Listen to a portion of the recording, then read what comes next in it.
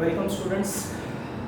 आज हम लोग इकोनॉमिक्स का टॉपिक स्टार्ट करने वाले हैं, ठीक है।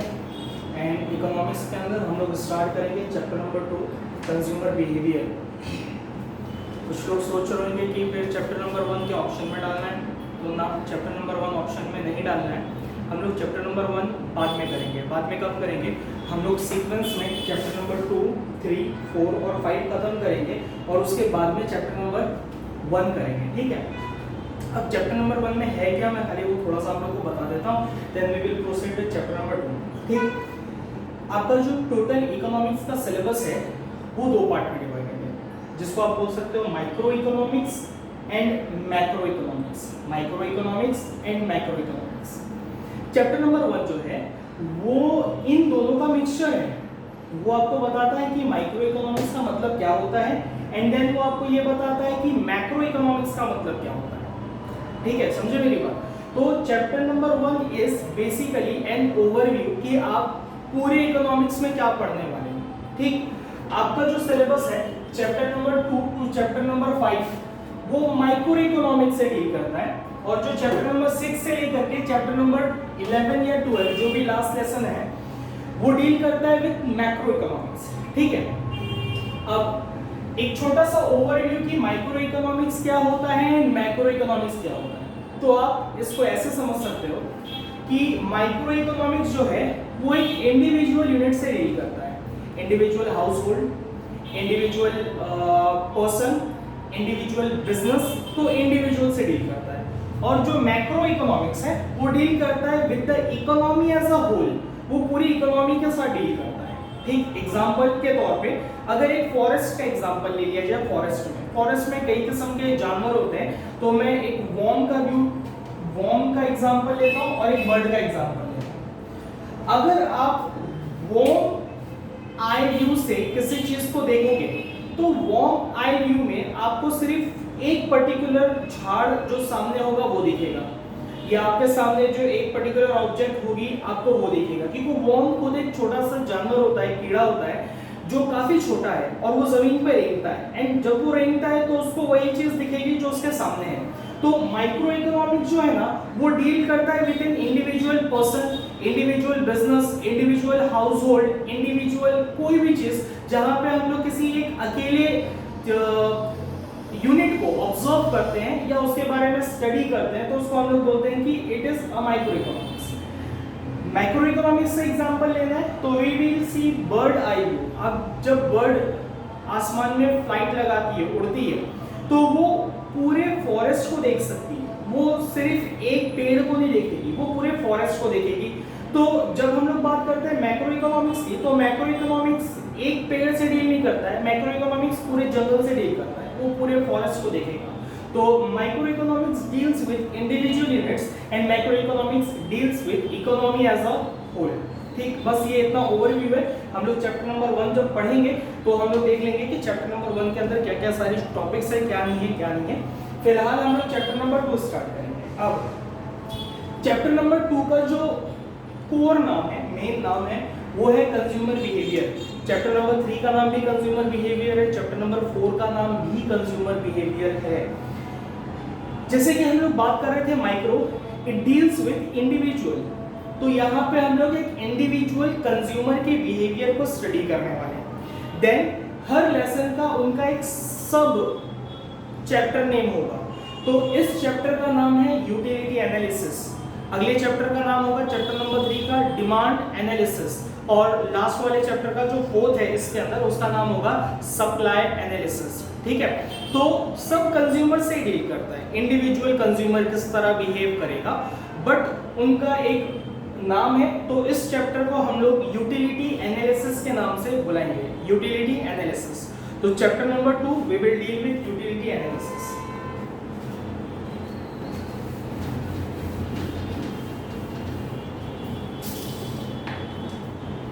अब अगर मैं बात करूं यूटिलिटी की, तो बहुत सारे लोग पहली बार ये टर्म देख रहे होंगे, यूटिलिटी। कुछ लोग के अगर कॉलेजेस में चैप्टर स्टार्ट हो गया होगा तो उनको हो सकता है यूटिलिटी के बारे में थोड़ा बहुत पता हो कि यूटिलिटी क्या होती है, फिलहाल मैं आप लोग को बता देता हूँ कि यूटिलिटी क्या होती है। अब ये जो यूटिलिटी वर्ड है ना, ये कमोडिटी से जुड़ा हुआ है। किससे जुड़ा हुआ है? किसी भी कमोडिटी से जुड़ा हुआ है।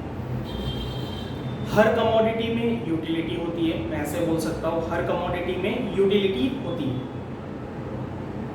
उससे पहले मैं एक चीज बोलूंगा कि एज अ ह्यूमन हमारे वेरियस वांट्स होती है, बहुत सारे, मतलब उठने से लेकर के, सुबह में उठने से लेकर के रात में सोने तक we have various wants and we try to satisfy each and every want. घूमने जाना है तो अपने को अच्छा दिखना है, बाल अच्छे होना चाहिए, उसके लिए अपने को जेल की ज़रूरत पड़ेगी, कपड़े अच्छे होने चाहिए, ठीक है, उसके लिए अच्छे क्लोथ्स की ज़रूरत पड़ेगी। तो यहाँ पे जो कमोडिटी हमारे वांट को सेटिस्फाई कर रही है वो मैं बोल सकता हूँ अच्छे कपड़े एंड जेल। उसके बाद में अगर आप कोई ब्यूटी प्रोडक्ट लगा रहे होंगे तो वो कॉम्प्लीमेंट्री, ठीक है। इसी तरह अगर अपने को भूख लगी है तो भूख, hunger is also a want, it creates a want. फिर अपने को क्या चाहिए होता है? अपने को खाना चाहिए होता है। अगर हम थर्स्टी फील कर रहे हैं तो वापस एक वांट्स जनरेट होती है जो कि है पानी की, कि अपने को पानी चाहिए ताकि हमारे थर्स्ट जो है वो खत्म हो सके।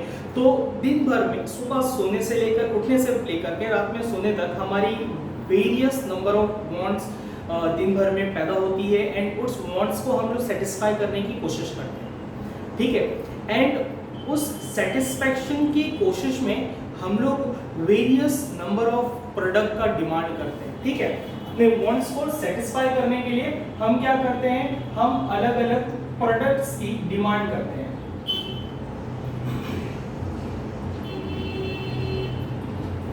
प्रोडक्ट्स या कमोडिटी की डिमांड क्यों करते हैं? क्योंकि हमें पता है कि प्रोडक्ट के अंदर या कमोडिटी के अंदर एक पावर है। किस चीज की पावर है? हमारे वांट्स को सेटिस्फाई करने की पावर है। पावर टू सेटिस्फाई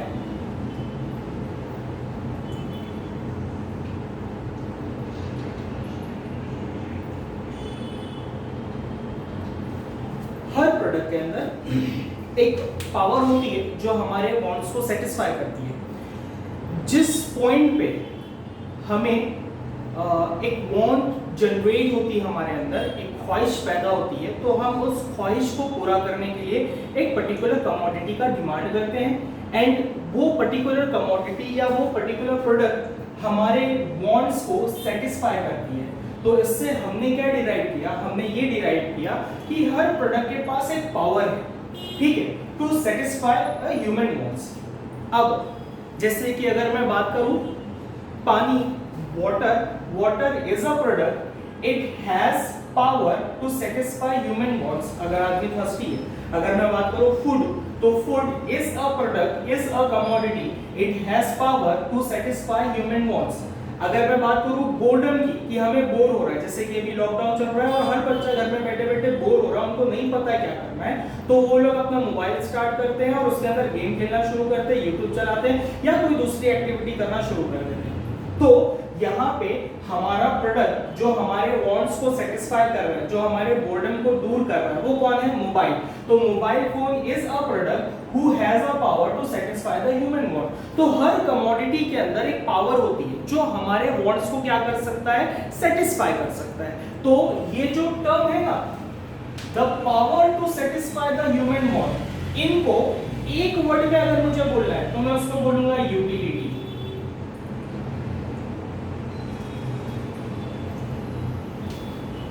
अगर मुझे इस पूरे टर्म को एक वर्ड में बोलना है तो मैं उसको बोलूंगा यूटिलिटी।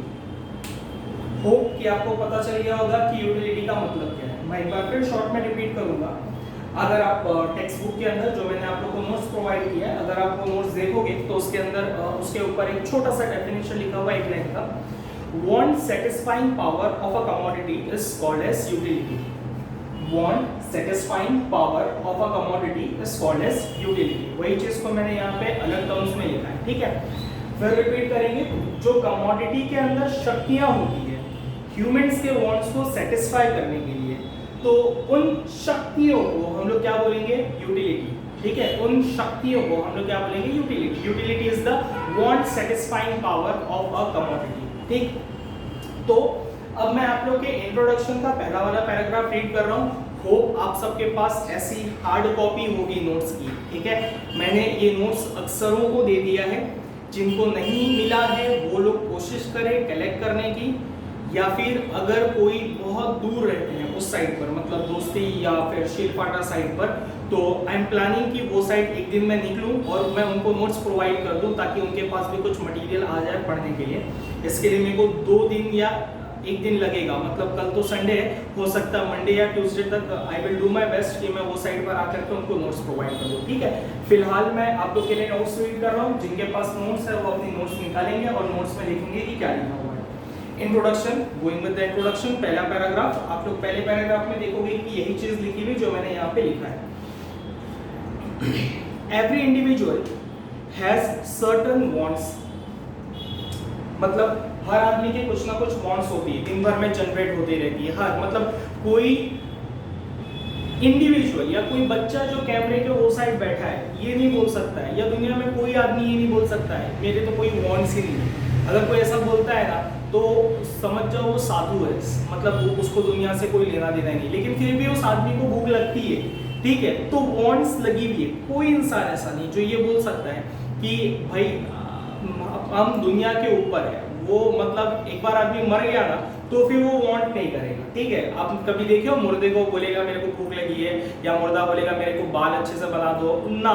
ठीक है, तो आप जब तक जिंदा हो ना आपकी कुछ ना कुछ वांट जरूर होगी। ठीक है, आप एक बार मर जाओ तो मैं समझ सकता हूँ कि हाँ आपकी अब कोई वांट्स नहीं रही है। तो every individual had certain wants and he consume commodities which lead to the satisfaction of such wants। और वो क्या करता है, वो कुछ ना कुछ कमोडिटी, कुछ ना कुछ प्रोडक्ट कंज्यूम करता है ताकि उसके वांट्स सेटिस्फाई हो जाए। ठीक है, विदाउट सेटिस्फैक्शन, अगर आपकी वांट्स सेटिस्फाई नहीं होगी तो आपको एक बेचैनी होगी।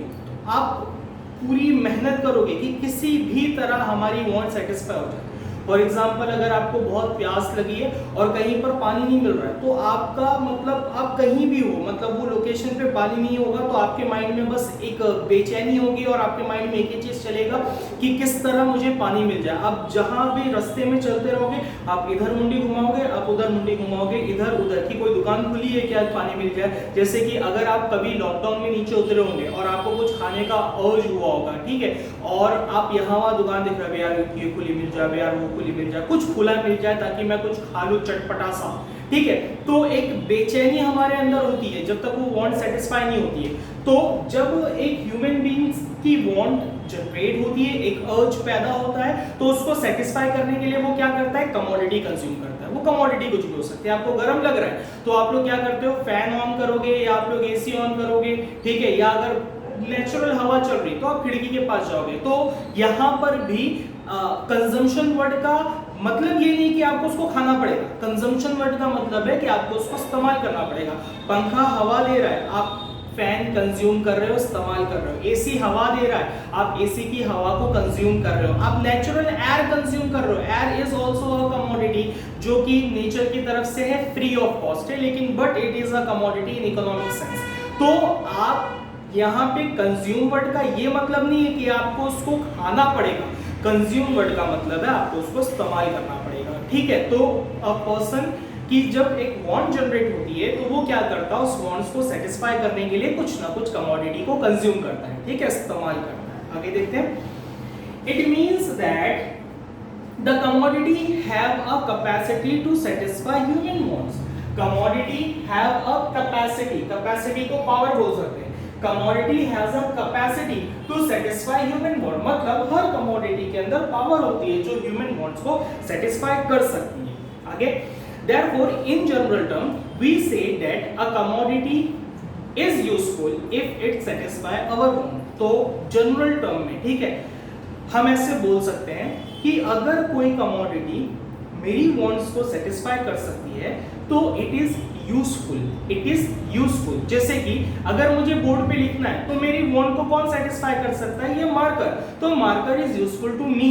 बट अगर ये मार्कर मैं आपको दे दूं और आपको बोर्ड ना दूं, मतलब यहाँ कुछ नहीं लिखना है, ये ले जाओ और घर पे इस्तेमाल करना, तो आप लोग इसको ऐसा घर पे जाके ऐसे कोने में फेंक दोगे, because it is not useful for you, क्योंकि आपको बोर्ड पे नहीं लिखना है, आपको बुक में लिखना है। बुक में लिखने के लिए आपको पेन चाहिए होगा, आप मनी मन पोसोगे मुझे कि सर ये देने से अच्छा एक पेन दे दिए होते, एक पेंसिल दे दिए होते, उसको मैं इस्तेमाल कर लेता, वो यूजफुल था मेरे लिए। तो अगर एक कमोडिटी मेरे वांट्स को सेटिस्फाई कर सकता है तो मैं बोल सकता हूं कि इट इज यूजफुल, ये कमोडिटी हमारे लिए क्या है, यूजफुल है।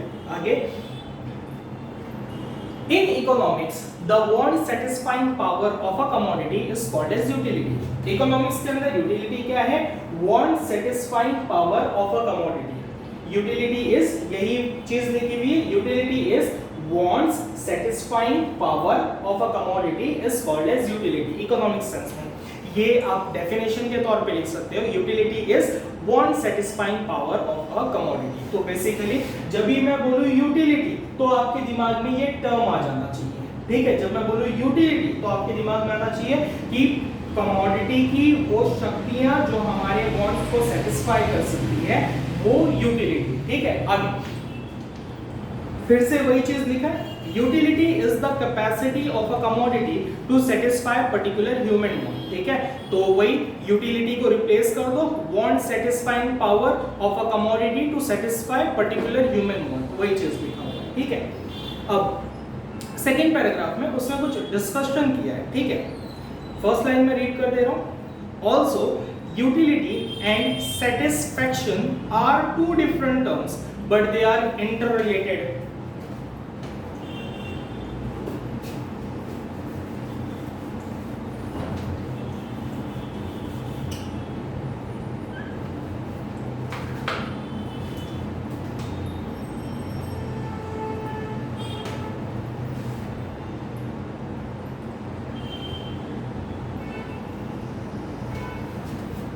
सेकेंड पैराग्राफ के फर्स्ट लाइन में बोला है कि utility and satisfaction are two different terms but are interrelated, एक दूसरे से जुड़े हुए। अगर अभी तक आपने जो चला वो ध्यान से सुना होगा तो आपके दिमाग में शायद ये बस गया होगा कि यूटिलिटी का मतलब जब हमारी वांट सेटिस्फाई हो जाती है तो हम लोग बोलते हैं यूटिलिटी ना। यूटिलिटी को हम लोग ऐसे बोल सकते हैं, ये दोनों जुड़े हुए एकदम इंटररिलेटेड जैसे उसने बोला ना, जुड़े हुए, लेकिन थोड़ा सा अंतर है, मतलब एकदम बारीक सी लाइन है दोनों के बीच में। Utility is pre consumption and satisfaction is post consumption.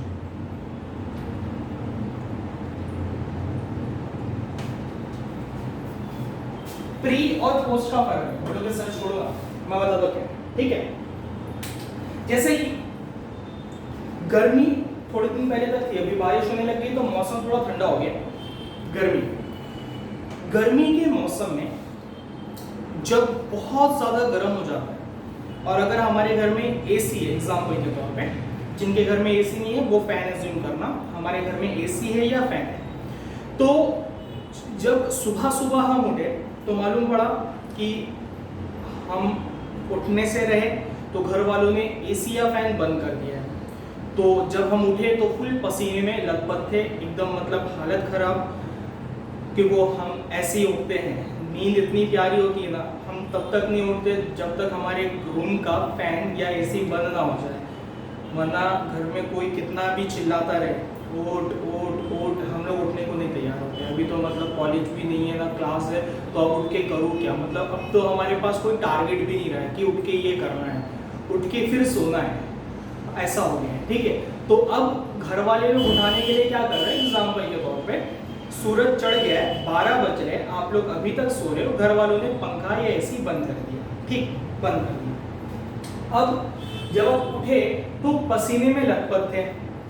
अब यहाँ पे आपका ऑब्जेक्ट क्या है कि ये पसीना दूर करना, ठीक है। तो आपके अंदर एक वांट पैदा हुई, यार बहुत गर्म हो रहा है, ये पसीना दूर हो जाए। तो आप लोगों ने क्या किया, फैन ऑन किया या एसी ऑन किया। एज एक्सपेक्टेड फैन या एसी आपने क्यों ऑन किया? बिकॉज आपको पता है कि फैन और एसी के अंदर पावर है मेरे वांट्स को सेटिस्फाई करने के लिए, ठीक है। आपने ट्यूबलाइट क्यों नहीं ऑन किया? आपने जाकर के घर का मिक्सर क्यों नहीं ऑन किया? या आपने रेफ्रिजरेटर खोल के मुंडी क्यों नहीं डाल दिया उसके अंदर? क्योंकि आपको पता है कि वो सारी चीजें आपकी इस पर्टिकुलर वांट को सेटिस्फाई नहीं कर सकते, तो आपको वो सारी चीजें अनयूजफुल लग रही है, वेस्ट लग रही है।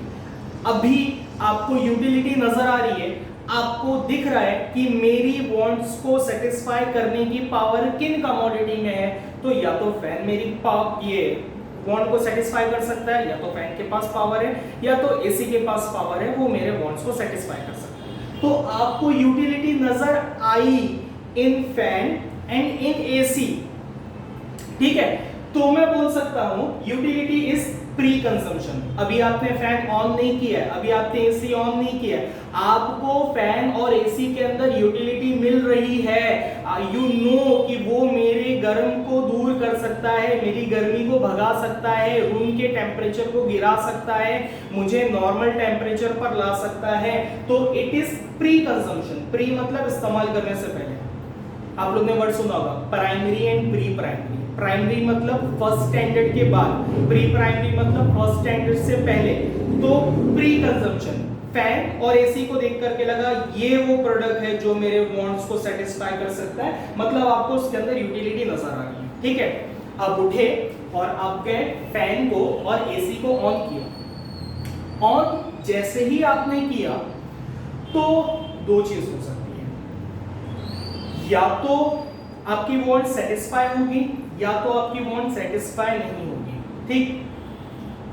पोस्ट कंजम्पशन, इस्तेमाल करने के बाद, ठीक, आपने फैन शुरू कर दिया लेकिन बाहर का टेम्परेचर इतना हाई है कि फैन गर्म हवा दे रहा है। फैन चल तो रहा है लेकिन फैन क्या कर रहा है? गर्म हवा दे रहा है। तो सेटिस्फैक्शन मिलेगा या सेटिस्फैक्शन नहीं मिलेगा, ये पोस्ट कंजम्पशन, ठीक है। आप कोई चीज जब कंज्यूम करते हो ना, एंड रिजल्ट सेटिस्फैक्शन निकले ये कंपलसरी नहीं है। आप होटल में जाते हो तो क्या आपको ये पता होता है कि आपको खाना अच्छा ही मिलेगा? खाना खराब भी मिल सकता है। अभी रिसेंटली मैं लॉकडाउन में जहां से भी ऑर्डर कर रहा हूं ना, वो खाने की फुल वाट लगा रहे हैं। एक तो प्राइसेस भी हाई चार्ज कर रहे हैं, उसके बाद में जो खाने का टेस्ट है ना, वो टेस्ट एकदम बकवास कर दे रहे हैं, ठीक है। अब पता नहीं वो क्यों कर रहे हैं। हो सकता है उनके जो बनाने वाले कारीगर होंगे, लेबर होंगे, वो गाँव भाग गए होंगे और वो नए नए लोगों से बनवा रहे होंगे। तो आपको उस खाने से, उस फूड से सेटिस्फैक्शन मिलेगा या नहीं मिलेगा, वो कब पता चलेगा? पोस्ट कंजम्पशन, इस्तेमाल करने के बाद। देखने में वो नूडल्स बहुत मस्त लग रहा था, देखने में वो डिश बहुत मस्त लग रही थी, तो वो जो मस्त लग रही थी वो डिसाइड कर रहा था यूटिलिटी। इसको खाऊंगा मजा आएगी, इसको कंज्यूम करूंगा मजा आएगी, ठीक है। तो ये प्री कंजम्पशन, ये नूडल्स मेरे भूख को मिटा सकता है, ये जो राइस का प्लेट है मेरे भूख को मिटा सकता है, ये जो शेजवान तंदूरी है ये मेरे भूख को मिटा सकती है, तो उसको मैं बोलूंगा प्री कंजम्पशन। देख करके बड़ा मस्त लगा, कलर वलर एकदम बेस्ट है, तो देख करके लगा कि आज तो एकदम पेट भर के दबा के खाने वाला हूं, तो उसको मैं बोलूंगा प्री कंजम्पशन। इस्तेमाल करने से पहले जो मजा मिल रहा है ना, उसको हम लोग बोलते हैं यूटिलिटी। इस्तेमाल किया,